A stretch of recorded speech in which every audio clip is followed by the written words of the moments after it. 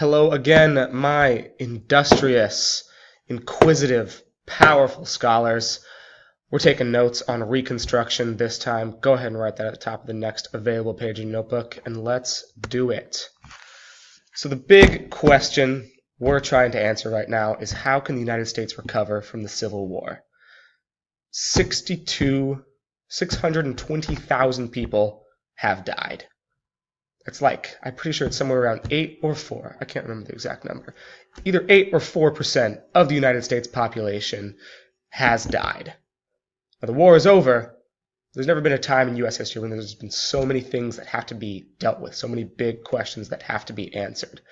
The biggest question for the Republicans in charge of the government, though, was, what do we do about the South? This is a picture of Atlanta, by the way. This is what the South is looking like right now. The South had been demolished by the war. A lot of the strategy that we had used to end the war was make it so painful for the South that they couldn't keep on fighting. So we tore up their train tracks. We demolished a bunch of the southern cities. Look at how demolished this is, to try and make the fight not justifiable to keep fighting. But now that we won the war and we achieved the goal, Lincoln's goal had been to keep the United States together. The South was trying to break away. Lincoln's goal was to keep it all together. We achieved that goal, but now what do we do about the South? And what does that even mean? Like, if an entire half of your country breaks away and says, we don't want to be part of your club anymore, how do you work with that population? Because they're still there. A lot of people died, but those people who wanted to break away are still there. How do you place them back in American society? And how do you make up for all of the economic damages that have happened? So the two big areas that need to be addressed. One, economics. The South had been completely demolished, like you saw with all those pictures. Before the war, it was producing like 75% of the world's cotton. By the end of the war, other places had been supplying Europe with all of their cotton. That's where most of the South's cotton went to. They went to Brazil. The Egyptians started making a lot more cotton. India started making a lot more cotton. And even if we could get back into those markets, the South was destroyed, like you saw. These railroads were needed to get cotton from out in the fields down to ports. These might have been factories where they took cotton, raw cotton, and strained it into lines that could actually be used to make clothes. All of that needed to be rebuilt. But that begs the even larger question of, with slave labor gone, without the freedmen, which is what former slaves are now called. They're called freedmen. Who's going to do the work? There's not enough people in the South to do the work without those former slaves, those freedmen.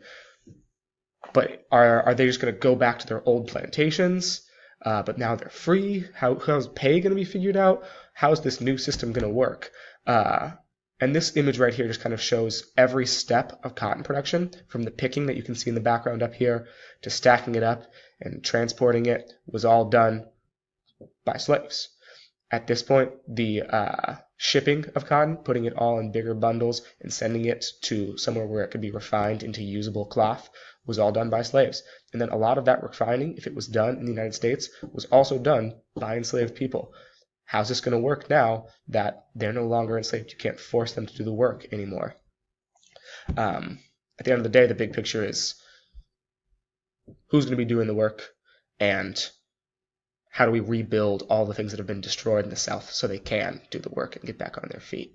Remember, the U.S. kind of wants to punish the South because they tried to break away, but the South is making a lot of money for them. They want those tax dollars. They want the South to be back on its feet so that it can be helping the entire country. The second area is political disruptions in the South. If you recall, when we read the Declaration of Causes of the state of Texas, there was a lot of racism. There was a lot of people who felt as though the white race was superior. Those people, a lot of them died because they were fighting. But the vast majority of the white people in the South still believe those ideas. 83%, I believe, of Texas, of the white voting population in Texas, said yes to the Declaration of Causes. They aren't all gone. They're still there. How do you get them to work with enslaved people, with formerly enslaved people, as equals.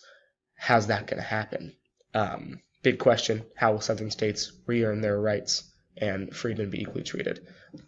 So the second thing I didn't remember to mention was that how do we punish the former Confederates? They broke away from the country. They caused all this death. They caused all this destruction. Who's going to get some sort of consequence?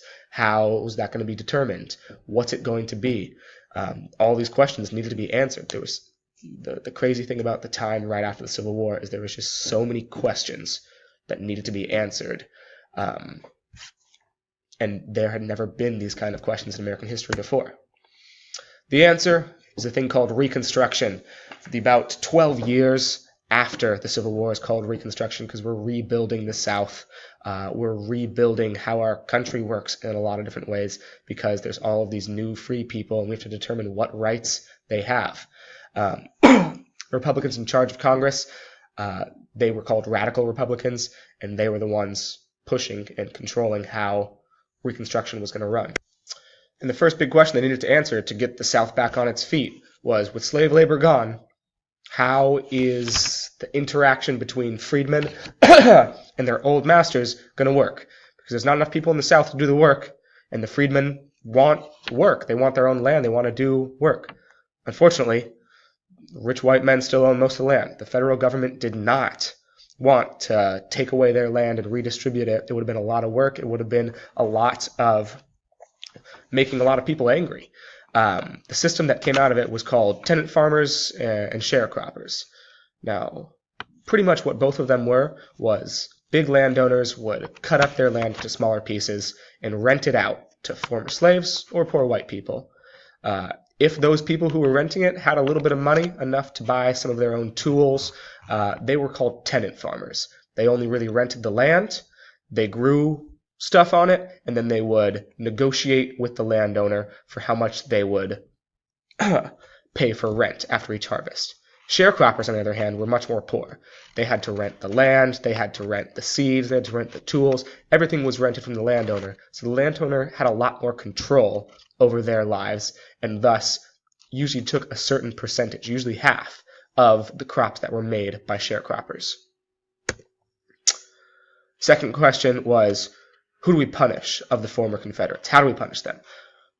There was so much pain at the end of the war. There was so much fighting and killing that happened on both sides that no one pushed for big punishments on anyone, to be honest, except for one prison warden who was killed, who was convicted of war crimes against tortured Union soldiers, and he was sentenced to die. Beside him, nobody. There were loyalty oaths instead.